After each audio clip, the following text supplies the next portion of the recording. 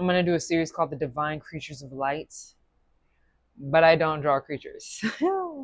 So we're going to be doing a 5-minute tutorial today on how to use basic shapes to understand how to draw better and how to draw objects better and animals better. I'm excited for it because I need some help. I don't know about y'all, but I have been struggling.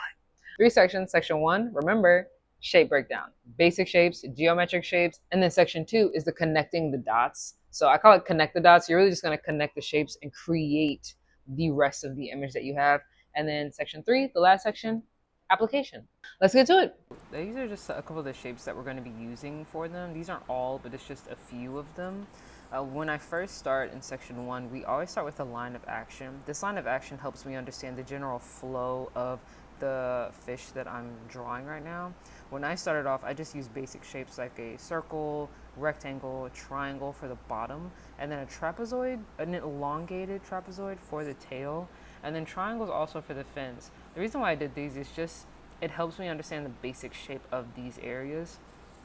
And I started to find that when I used these basic shapes to define these sections in these areas, it actually made the work come together really easily. Now with these basic shapes, I'm not going to connect any of these right now.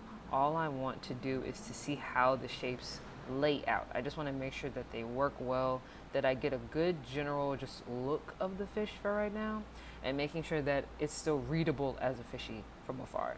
So with this one, I did the same thing. I started with a line of action, went on ahead and blocked in the shapes with this one, mostly with rectangles, honestly. And then at the bottom, you can see I made more of like an organic shape. Now with this one, I took these two fish. It was really just the one, and this is going to be the one where I connect the dots, quote unquote connect the dots.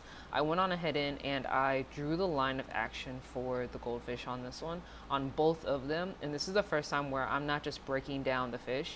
Because I did the first shape breakdowns, I can now see the shapes a little bit better and understand how everything is getting blocked in easily.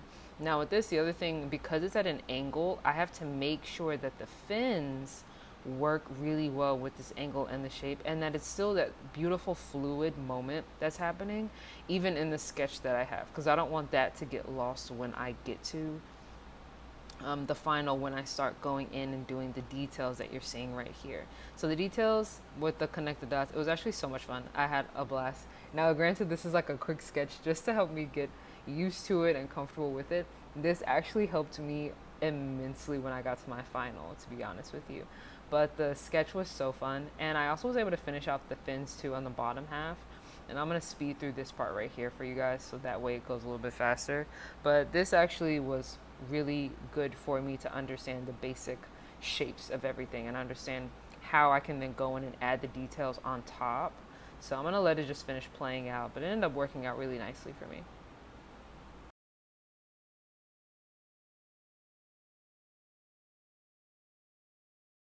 And now lastly, we have section 3. So section 3 was a lot of fun, actually.